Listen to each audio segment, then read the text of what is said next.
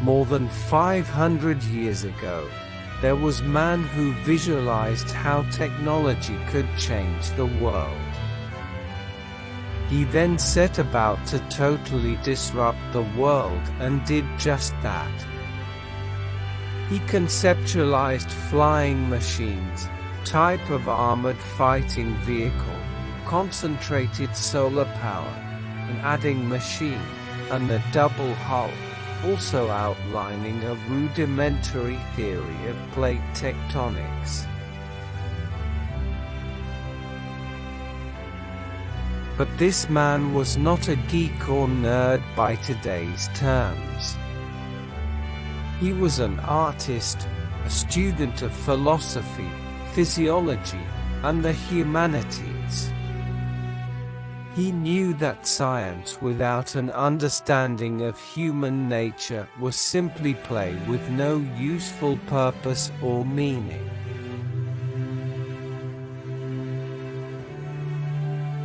Leonardo da Vinci, painter of the Last Supper and the Mona Lisa, was centuries ahead of his time in showing us that technology for technology's sake will simply occupy time rather than unleash the best of humanity.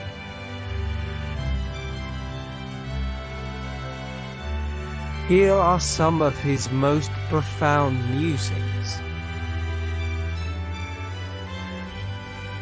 Learning never exhausts the mind. Simplicity is the ultimate sophistication.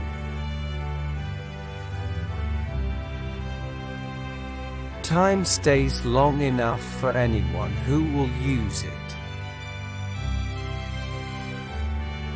I love those who can smile in trouble, who can gather strength from distress, and grow brave by reflection. 'Tis the business of little minds to shrink, but they whose heart is firm, and whose conscience approves their conduct, will pursue their principles unto death. Poor is the pupil who does not surpass his master. It had long since come to my attention that people of accomplishment rarely sat back and let things happen to them. They went out and happened to things. I have been impressed with the urgency of doing. Knowing is not enough, we must apply.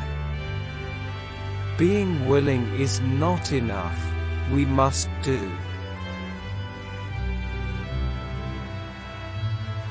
The noblest pleasure is the joy of understanding.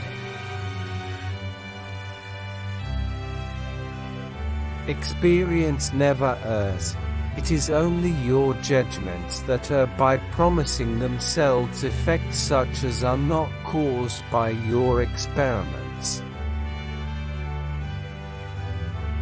All our knowledge has its origins in our perceptions. The truth of things is the chief nutriment of superior intellects. All knowledge which ends in words will die as quickly as it came to life, with the exception of the written word, which is its mechanical part.